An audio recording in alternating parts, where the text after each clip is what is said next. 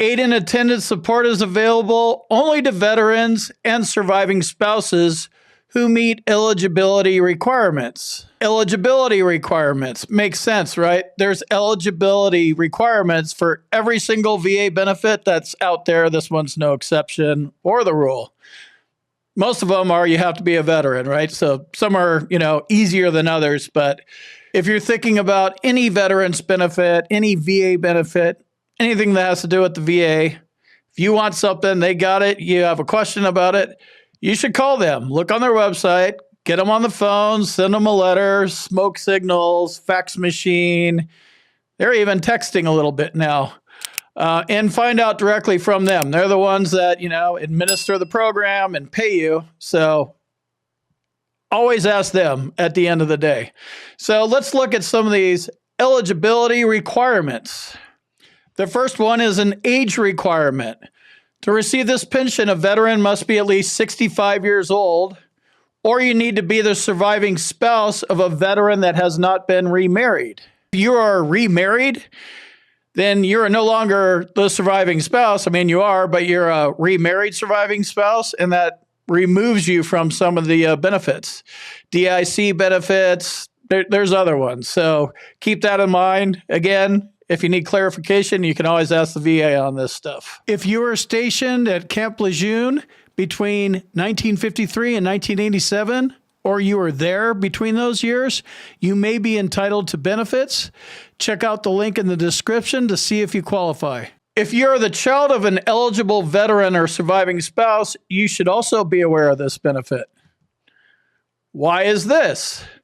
Because you might be in a situation where you're going to be the caregiver and you could receive some compensation for that. I'm going to go into that in a little bit more in a minute or two here. So if you are the dependent or grandchild or kid or whatever of a veteran or surviving spouse, this one's for you. You should probably be aware of this. You have to be a wartime veteran. Veterans must be considered wartime veterans, meaning they served at least 90 days and served at least 1 day during the wartime dates below, but not necessarily in combat. This is a good one, and these things get kind of difficult and tricky. You have combat veteran. They pin combat veteran label on you. That's what they did to me. Not looking for it, just I got it stuck to me. They also have wartime veteran. So you need to serve in this period, but you don't necessarily need to be in combat. So you're a wartime veteran. You served during a period of war. Here's the dates. World War II, December 7th, 1941, December 31st, 1946. Korean War, June 27, 1950 to January 31st, 1955. Vietnam War, August 5th, 64 to May 7th, 1975, or February 28, 1961 through May 1975 for veterans who served in Vietnam. And then the last one is the Gulf War. The Gulf War is August 2nd, 1990 to undetermined because it's still ongoing. Usually expires every year, and then at the last minute they say, oh yeah, the Gulf War is going to be extended till 2022 or 2023. I think the last time they did it, they extended the period for a couple years. So this is what wartime veteran is defined as. You need daily living assistance. You must prove that you need regular supervision or check out the or. Always watch out for and or statements. So here's one of the ors. Or you need help with 2 activities of daily living. You need regular, although not full-time, supervision due to a physical, cognitive, mental, or developmental condition. Or there's or again. Oh, wait. I don't mean Oregon, the state, or again. Right, forget it. Try to make it funny. Or you require the aid of another person to perform 2 activities of everyday living tasks. For example, dressing, bathing, feeding, toileting, or medication management, to name a few. There's a list of them. There's a net worth limit restriction to qualify for this Veterans Aid and Attendance benefit. The net worth limit to be eligible for veterans pension benefits is $138,489. You must have less than $138,489 in assets, and you can own one house and one car, and that won't be counted against you. One house and one car. The second and third house, those will be counted against you. The jet skis, the fancy mountain bike, the $20,000 coin collection, all that stuff will be used against you. One house, one car, very strict.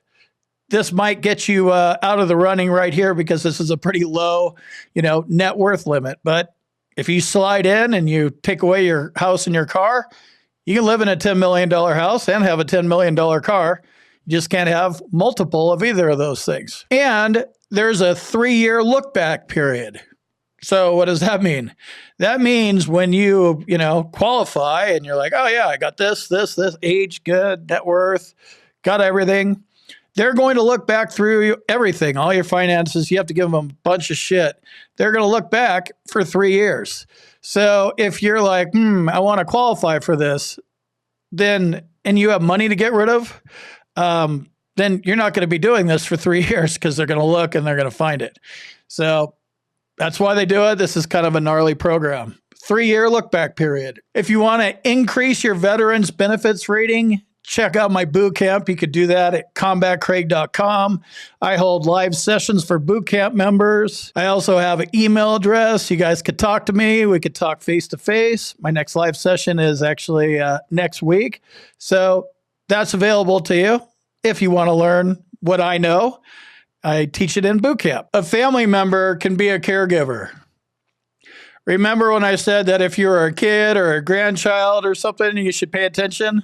This is where you should really pay attention. A family member, maybe you, can be a caregiver. VA pensions can be used to pay a family member who is the caregiver of a veteran or survivor, with the exception of spouses. Care expenses can be deducted from a veteran or surviving spouse's income, including payments made to family members, such as children or grandchildren. So you could fall in this category if you're the caregiver and you're the kid or the grandkid, child, whatever. Can't be the spouse, though. The reason that you can't be the spouse is, unfortunately, this method does not work for the veteran spouse since joint income is calculated as household income. So if you guys are married, your spouse doesn't count because she was already counted or he was already counted. But if you're the kid and you're not the veteran or the spouse, good to go. Don't need to be licensed, don't need to be a doctor. If you're the caregiver, you're the caregiver. So they're a little flexible on this one. How do you qualify for this benefit? VeteransaidandAttendance.us might be able to help you out. I'll leave a link in the description. There's a form on there that will ask you questions, and these questions will qualify you. So if there's yeses, you're good. If there's no's, they'll pop up some other information, or maybe you don't qualify. So this is one resource. You could also get a VSO involved. You could do it yourself. Again, you have to figure out what's best. This one, I'm telling you, is tricky, and I wouldn't do this one alone, but I'm sure a lot of people do. So use your own discretion. If you need help, this is a resource. Or find another resource. Or have your caregiver. Maybe they could help you. Find some help. Get somebody else to double check it and make sure that you qualify, because they ask for tons of shit. If you have questions regarding the Veterans Aid and Attendance benefit, you can check out VeteransaidandAttendance.us. They have a frequently asked questions page. Here's a little snapshot of it. Let me jump in here real quick and tell you about my boot camp. If you want to learn more about the VA claims process, check out my boot camp. You can talk to me live. There's a link on the website.